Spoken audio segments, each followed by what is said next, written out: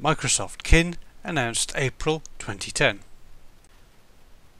Several years before Microsoft acquired Nokia's handset business and started branding them as their own, there were a couple of other Microsoft devices that the company probably hopes that people will forget.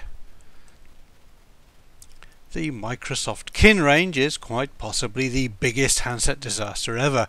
A massively high profile and very expensive launch was followed by minuscule sales, and the entire product line was canned just a few weeks later. And then, just to be on the safe side, Microsoft closed down the entire division that was responsible as well. Launched in an era when smartphones were becoming the standard thing to have in your pocket, the Kin range were a pair of feature phones that you couldn't download apps onto. Odd-looking devices, the Kin 1 had a tiny touchscreen, and even the bigger Kin 2 was very limited compared to most of the competition. Worse still, the software was slow and buggy, so slow in fact that you couldn't really do anything practical with it. Return rates were huge, and these sort of problems were not fixable because essentially the hardware was not up to the job. Once Microsoft had decided to kill off the product line, they also killed off the servers that supplied the Kins with cloud services.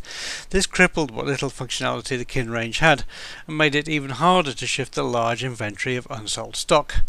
The GSM version of the Kin was never launched, leaving only CDMA handsets made for Verizon in the US. But there's more to this disaster than just the failure of the Kin product range. Some years previously, Microsoft had bought a firm called Danger, who had developed the highly successful T-Mobile Sidekick range.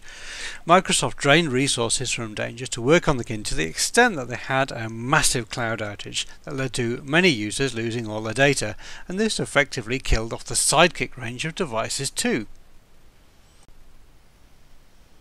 It was the wrong product to launch up against the likes of the Samsung Galaxy S or Apple iPhone 3GS. It was badly implemented, and overall it was just a huge distraction from the important work of creating Windows Phone 7.